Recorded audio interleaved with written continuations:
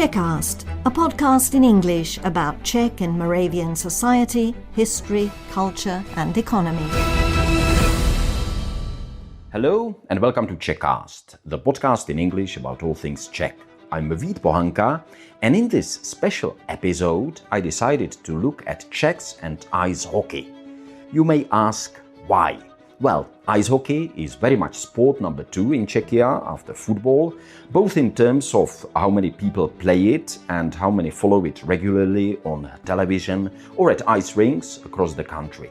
Even people who never lace up skates often have a club, a national team memory, or at least an opinion. Hockey is simply a part of everyday life here in Czechia. And just a few days ago, as the Winter Olympic Games in Milan and Cortina were about to get underway, I was asked to prepare what we call a radio package about the chances of the Czech ice hockey team. That in turn got me thinking, why does ice hockey matter so much in Czechia? Why does it resonate so strongly, not just as a sport, but as a part of culture, our shared history, and even our sense of who we are, I think. What a glorious moment! The Czech Republic are gold medal champions.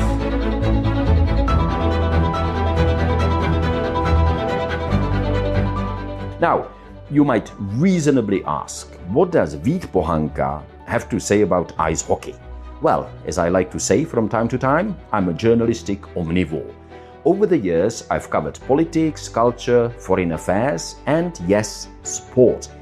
And I actually had more than just a passing encounter with ice hockey reporting when I was based in Washington, D.C., working as a Czech radio correspondent. And why? Well, quite simply because there are a lot of Czech players in the NHL, the National Hockey League, in the United States and Canada. Following their careers is very much part of the Washington beat, not just for Czech radio, but also for Czech public television correspondents in the United States. So when games were important, especially during the playoffs, and especially when Czech players were involved, it was only natural to be there. Mr. Score! Tom Wilson!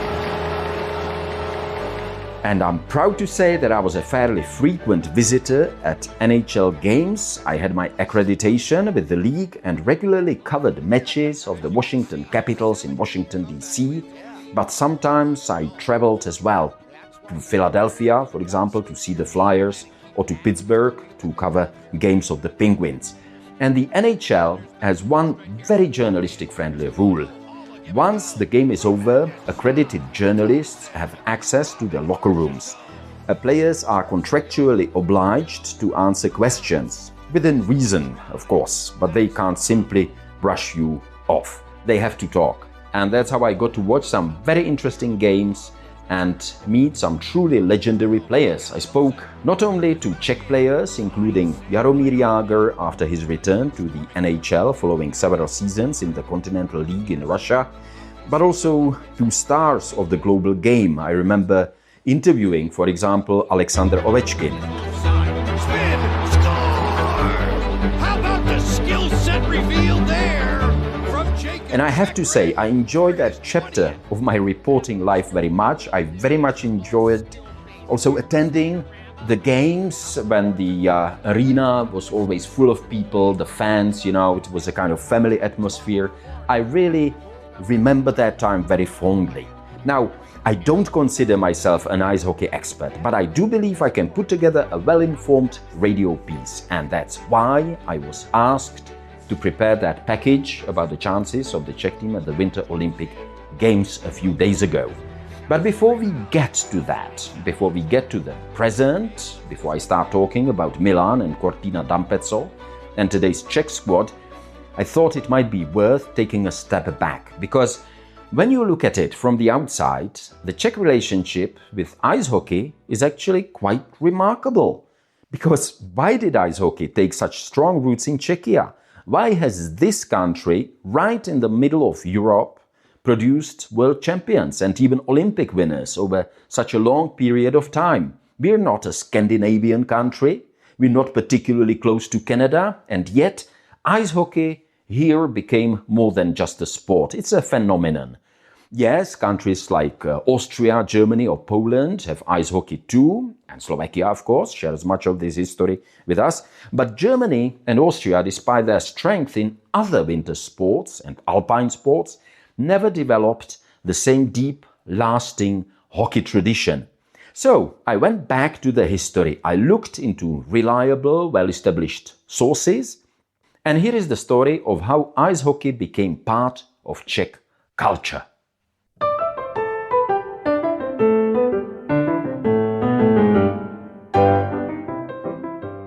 Ice hockey took root in the Czech lands unusually early thanks to a combination of climate, urban density and cultural openness.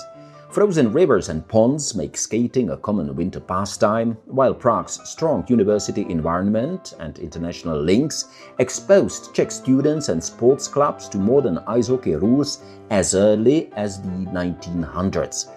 Crucially, ice hockey was adopted by major clubs such as Slavia and Sparta Praha at a time when sport was closely tied to Czech national self-assertion within the Austrian-Hungarian Empire.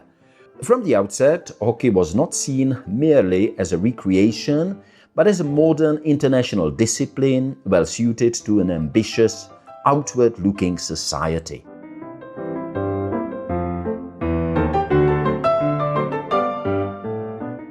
In interwar Czechoslovakia, ice hockey rapidly became a national sport because early international success reinforced domestic investment and popular interest.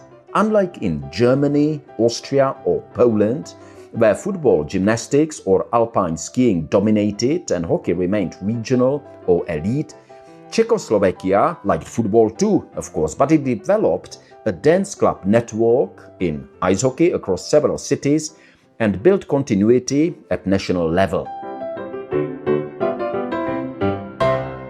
After 1948, the communist state further institutionalized hockey as a prestige sport. It was relatively inexpensive, internationally viable, and symbolically powerful. So, matches against the Soviet Union, especially after 1968, I think elevated hockey beyond sport into a form of collective emotional and civic expression, embedding it deeply in Czech social memory.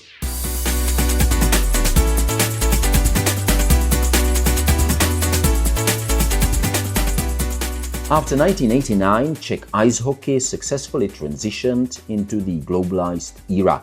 The export of elite players to the NHL in the 1990s confirmed the strength of the domestic training system and reinforced hockey's role as both a cultural marker and an economic sector. Youth academies, professional leagues, sponsorship and international scouting turned hockey into a sustainable ecosystem.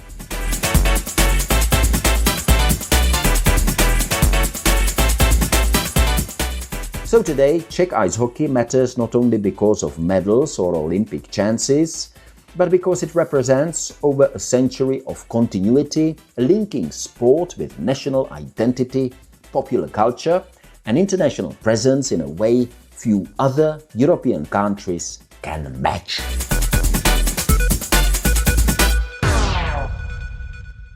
And that brings me back to the present. As I mentioned, as the Winter Olympic Games in Milan and Cortina were about to begin, I was asked to prepare a radio package about the chances of the Czech ice hockey team. And as often happens in radio, the original version turned out to be longer than we could fit into the broadcast. It had to be abridged, shortened, tightened, but I didn't really want to throw the rest away. And I thought, well, why not use it here in Czechast? So, what you're about to hear is the full version of that package prepared for Radio Prague International ahead of the Olympic Games. A closer look at the Czech team, its strengths, its question marks and its hopes, all set against the long tradition you just heard about. And the Czech Republic will do it! The first ever gold medal at the Olympic Games! Since that unforgettable triumph in Japanese Nagano in 1998, Czech hockey has been chasing another Olympic gold and never quite reached the same summit again. Now heading into the Milan and Cortina Games, hopes are rising once more that this generation could write a new chapter in that story. What a glorious moment. The Czech Republic are gold medal champions. Debate is part of hockey, and fans and experts will always argue about line combinations and roles. But among coaches, analysts and supporters alike, there is broad agreement that at the core of the Czech team are 4 players who define not only how this team plays, but also what modern Czech hockey looks like. At the top of that list is arguably David Pastrňák, or David Pastrnak, as he is known across the pond. Lindholm sends it in, and it's Pastrnak scores! Series winner for David Pastrňák is not only just the most famous Czech player of his generation. He is the offensive reference point around which everything else revolves. At 29, the Boston Bruins winger is in his prime, already passed his 400 goal mark in the NHL, and widely regarded as one of the most natural scorers in the game. But what makes Pastrňák so valuable at an Olympic tournament is not only his shot, it is his ability to decide games in moments that matter, on the power play, late in tight matches, or when a single creative play can change momentum. He proved that point emphatically at the 2024 World Championship in Prague, where he scored the gold medal winning goal in the final. For Czech fans, that moment cemented his status at the face of the national team, a player capable of carrying the hopes of an entire hockey nation on his stick. Yet Pastrňák will not be alone. One of his most important partners in driving the Czech offense will be Martin Necas of the Colorado Avalanche. Necas has it. Here he comes now. Shot score! Oh my God, what a shot! Marty Necas, short side shelf. If Pastrňák represents elite finishing, Necas brings speed, creativity and transition play. Few players on the Czech roster can change the pace of a game as quickly as Necas can. His acceleration, his willingness to attack defenders one-on-one, and his ability to create space make him a perfect complement to a pure scorer. Necas has matured into top-line NHL forward capable of producing at both even strength and on special teams. For the national team, he often acts as the engine, the player who carries the puck through the neutral zone, forces defenders to back off and opens lanes for teammates. In a short Olympic tournament, where chemistry must form quickly, that skill set is invaluable. If Pastrňák and Necas provide imagination and flair up front, the backbone of the Czech team is built further back, starting with Radko Gudas. And a penalty coming up, and a massive hit by Gudas at the echo of that whistle. Now in his mid-30s, Gudas is the emotional and physical leader of the defense. The Anaheim Ducks captain plays a style that has become increasingly rare, uncompromising, direct and intimidating.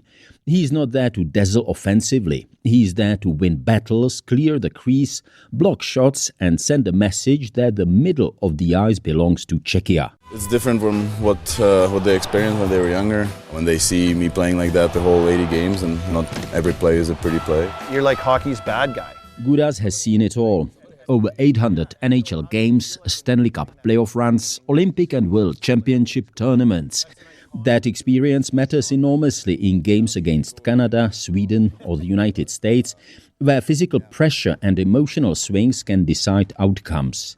For younger teammates, Gudas is the standard bearer, the player who shows how to survive difficult minutes and protect a lead when it truly counts. Next to him, Czechia will rely on a very different but equally important defensive figure, Filip Hronek of the Vancouver Canucks. All right, Phil, I'm going to ask you a couple things and you're going to tell me if they're true or not. The only good beer is Czech beer. True. Hronek represents the modern NHL defenseman, mobile, composed with the puck and capable of contributing offensively without sacrificing responsibility.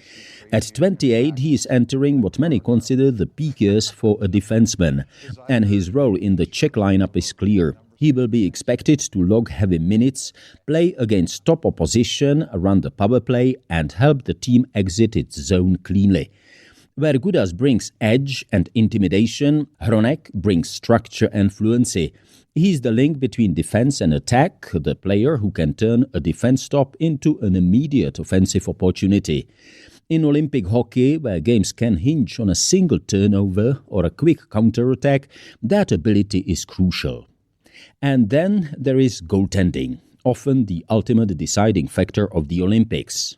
Czechia arrives in Milan and Cortina with a trio that gives the team quiet confidence. Lukáš Dostál, Karel Vejmelka and Dan Vladař. McDavid gets it over. Dostal stretches and makes a spectacular save. Dostál, the likely number one, already proved at the 2024 World Championship that he can handle pressure at the highest international level. Behind him, Vejmelka and Vladař provide experience, depth and internal competition. And as they serenaded their national anthem with their flag flying above Russia's, for the Czechs, this was the best of times. And as the echoes of Nagano 1998 remind us, Olympic hockey can still produce moments that live forever. Repeating that historic gold medal may be the ultimate dream. Czechia may not arrive as the favorite, but it definitely arrives ready to fight for another Olympic story. So, that was a look at the Czech team and its prospects at the Winter Olympic Games in Milan and Cortina d'Ampezzo. Still, when you talk about Czech ice hockey, analysis can only take you so far. At some point, I think it makes sense to ask someone who's been there at the very top. Legendary goaltender Dominik Hašek spent 16 seasons in the NHL, won just about everything there is to win, and was one of the key figures of the Czech Olympic gold medal team in Nagano in 1998. I spoke to him a few days ago and asked him how he views the chances of today's Czech team at the Winter Olympics. So, this is Dominik Hašek. A Czech hockey team, I see pretty well,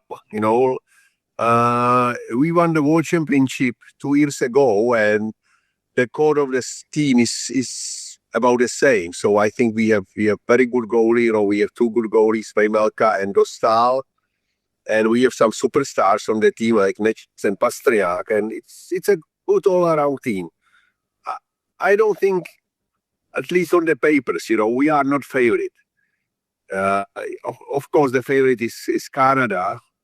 But, it's a 2 weeks tournament. Anything can happen. And I see our chances pretty well. So I believe this team, they can bring the medal. And we'll see if they can go to the finals. We will see. They are not favorite team, but they can well surprise. You mentioned Canada team. Do you see some possible hurdles at the beginning, in the teams that the Czech team is going to play? We'll see. I'm excited about the first game. In the first game, right away, we face one of the favorites, or maybe the biggest favorite of the tournament, Canada. So after the first game, we will see better. However, the first game is not the most important game. We need to make it to the quarterfinals, which won't be easy. Our group is Canada and Switzerland and France, I think, but it will not be. Switzerland is also a very good team, and especially playing the bigger rink in Europe, they can be very competitive. So I'd like to see the first game. I am very excited about this tournament. Are there any specifics about Olympic tournaments, something that makes Olympic tournaments different from World Championships? That is definitely the big difference. First of all, I think everyone will be most motivated. Olympics is a very special tournament for hockey players.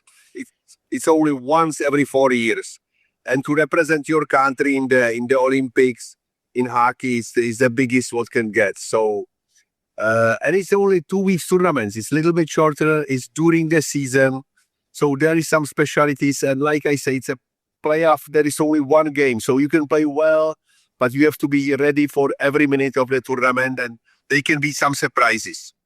So that was Dominik Hašek on the chances of today's Czech team at the Winter Olympic Games in Milan and Cortina d'Ampezzo.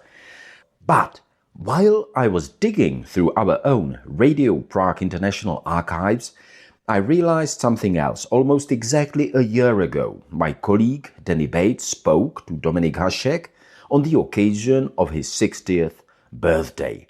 I listened to it, and it's a truly fascinating insight into the history of Czech hockey. So, To close this special episode, there is that conversation. Then debate in the studio with Dominik Hašek, looking back at an extraordinary career that is inseparable from the story of Czech ice hockey itself. Well, today I have the immense privilege to be joined here in the studio by the Dominator himself, Mr. Dominik Hašek. Thank you so much for coming in today. It's truly appreciated. Thank you also. Nice to be here today, and I'm excited also. Well, I think the reason why you are here today is, among other reasons, that you do have a, shall we say, significant birthday coming up this month in January. And this is maybe a chance to reflect on the many events of your career. To start off with, I'd like to take you back to your early career when you were first setting out in the 1970s and 80s in Czechoslovakia. How is that different to today, the journey to becoming a professional hockey player? Of course, I remember these 70s and 80s in the Czech... No, it wasn't Czech Republic, you were right. It was Czechoslovakia. Yeah, now we are Czech Republic. It were great days for me. You know, I was the kid and I was doing what I love to do, you know. So it was playing sport, it was playing hockey. I am from a small city, the name Pardubice, 100,000 people, and hockey was by far the sport number one over there. So I was excited about being young hockey player.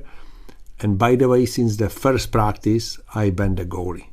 Like some players or some goalies, they start to be forwards or defensemen, they became the goalies. I was the goalie since practice number one. And of course, I didn't pay any attention as a little kid about politics. All my life was my friends in the school and hockey.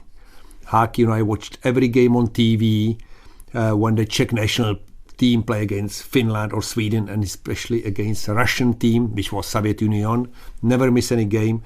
When our I don't know if I can say professional team, you know, in the 70s and 80s officially it wasn't professional team. So I watch our Pardubice team, you know, the big guys to play. I never miss anything. I was so excited. And of course I was excited about my game, and I play on the great team with great teammates. Some of them, they made it to the NHL. Some of them, they made it to the national team. So we had a great team when I was like 7, 8, 9, 10, 11, 15. I played with the great players. I was lucky. And later on, I became a professional player in Czech and played for the national team. So 70s and 80s, for me, it were great years because I could play hockey and I loved it. And what was it about the position of goaltender? What attracted you to that position? Because you've stayed there. That's a good question. What exactly attracted me when I was tiny little kid? But all I remember, I don't remember too much. I wrote it in my book, which was 1999. Oh, I spent 3 years to write my book, and if somebody can read it, you can see there. But I still a little bit remember. When I was 3 years old or 4 years old, I never asked my grandfather or my father to play with me football, soccer or hockey. I always tell them, this is my net, which was at home. It was the door in the kitchen. I gave them the tennis ball. They had a tiny little stick, and I always say, shoot at me. When I was outside, somewhere on the grass, I took my shoes or my jacket. I put it on one side. The tree was the other net. Never tried to score the goal. Never, always was the guy who asked, shoot a ball at me or shoot the puck on me.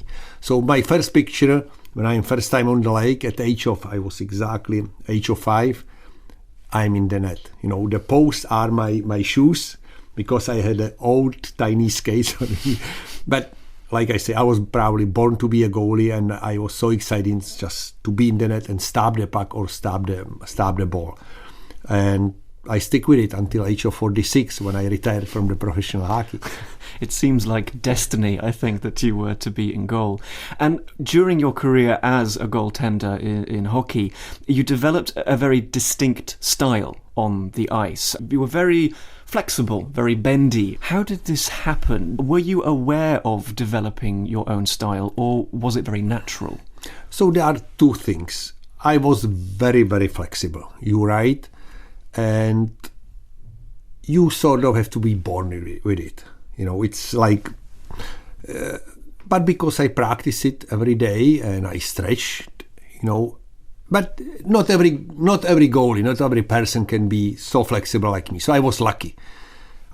And my butterfly, I don't know if the listeners know what is it. It's like you sort of curve your knees so you cover the lower part of the net. It's if they listen, they know what is the goalie and hockey about, they understand. But for me, it's a little bit difficult to explain. Anyway, my butterfly was probably the best in the world. But I was lucky. My knee were just different. I remember my coaches when I was like age of 14, and we went to the doctors like before every season. Every kid needs to, and they point like, look at the doctor, look at his knee. This is not normal. And I showed, and the doctor looked at me like, whoa, this is not normal. And then he asked me, but does it hurt you? Or I said, no, it doesn't hurt me. It's not hurting me. So he said, okay, you can play hockey, but this is not normal. So anyway, I was lucky. I was lucky because I was more flexible than any of my teammates, and especially my knees. I could bend them sideways some weird way, which was very helping me to cover the lower part of the net. And also I have to say I never really had a goalie coach up till age of 25. So I sort of developed my style just watching the big guys and try to do different things, and I developed it on my own, which was, I think it was helpful because everybody is different, and I developed my style, which was the best for me. Absolutely, and it worked. And has your style influenced later players? Have you found that people have been copying what you did? Let me say one thing. In Czech, they didn't think as much about my style. Everything changed when I came to the NHL. Like the goalie from somewhere from Europe is coming to North America, and what is he doing? You know, it was like... But my advantage was I didn't speak English at all. So I had no idea what the reporters talking about, what the newspapers, what the coaches say about me. Later, when I found out, it was like, whoa, what did they say? But I had no idea, and I was doing what I used to do. So it was the best thing what could happen to me. I didn't understand English. So I play my way. I continue to play my way. So in the beginning, it was more difficult because they didn't believe in my style. But as I started to play more and more, and especially in my time in Buffalo, my numbers were great. And the people start talking, actually this style is not bad. It maybe is a good style. So it took a while to convince the people in the organization or the fans or everybody that my style can be very good or maybe even better. So it was so of course, after that it influenced the other goalies. And I have to say, you know, it continues to develop the goalie style. Now it's different again, and the goalies are better. But at my time, you know, I was the one who the people were pointing on. But I have to say, I was lucky. I was lucky because my knee were so I could bend them from post to post. And this was one of the biggest advantages compared to the other goalies. Interesting. And you mentioned there Buffalo. That's the Buffalo Sabres, which play in the NHL, the club with which you are most closely associated, I believe. Do you still have a close connection to people in Buffalo? Buffalo is in my heart. I spent there 9 years of my career, and I became starting goalie in Buffalo. I became the NHL star in Buffalo. Never won the cup. You know, we were always, except 1 year in the playoffs, we were in the semifinals, finals. Unfortunately, I didn't bring the cup to Buffalo, but I spent there many great seasons, and I became close, not only with the organization and, of course, with the players, but I became very close with the whole community. And it was something fantastic. You know, like I have to repeat it. Buffalo stays in my heart forever, and it's almost like my second home. And on the end of my hockey career, I established a hockey program for inner city kids in Buffalo. It was 2001 when I left Buffalo. The name is Hašek Heroes. It's a hockey program for inner city kids. And so we started this program in 2001, and now it's 2025, and the program is running, and it's developing, and that's what keeps me also close to Buffalo. And I'll go there every year at least once and talk to the coaches and volunteers. And so I left Buffalo, but this is one of the reasons why I'm still close to Buffalo, and like I say, it will stay for in my heart for the rest of my life. A final question from me. I know this is not easy, but if you had to choose one moment in your life, not just your professional career, but one moment in your life that you would say is just the best for you, the best memory, what would this be? I'll have to go with my kids, number one. These my children. I have 2 adult children and one little child. He's 3 years old. His name is Honzik. So now my focus is on him, of course. So you have to always go with your kids. This is most important thing. And if I go to my hockey career, when we talk, I always like to talk about people who I met in my life, my teammates, people around me, my teachers, and these are the people I will never ever forget. These were important, of course, my parents, but when I talk about, I was so lucky. And as a professional player, because I've been living in the Czech Republic most of my life, I have to go with the Olympic gold medal. That's a pretty good answer, I think. Children and an Olympic gold medal. That's all from me today. I don't want to take up any more of your valuable time. Thank you so much for talking to me today. No, thank you very much also, and have a nice day.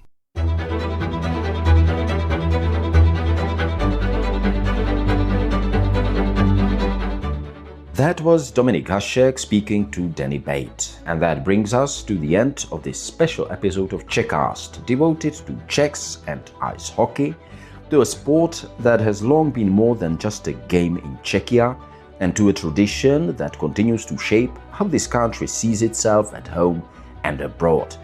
Thank you for listening. If you enjoyed this episode, please consider following Czechast, liking it, or even sharing it with friends. It really helps to spread the word. And while you are at it, you can find many more stories explaining Czechia in a European and global context at radio.cz. I'm Vít Pohanka. Till next time, stay safe, stay healthy, stay curious, and as we say in Czech, naslyšenou.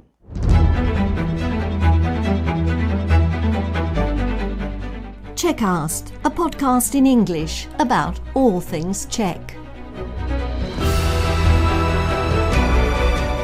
Whether you're an English-speaking expat living in Czechia and Slovakia, or a descendant of the Czechs, Moravians and Slovaks who left for a better life in America, Australia, Britain or Canada so long ago that you don't speak the language of the old country, this podcast in English is for you.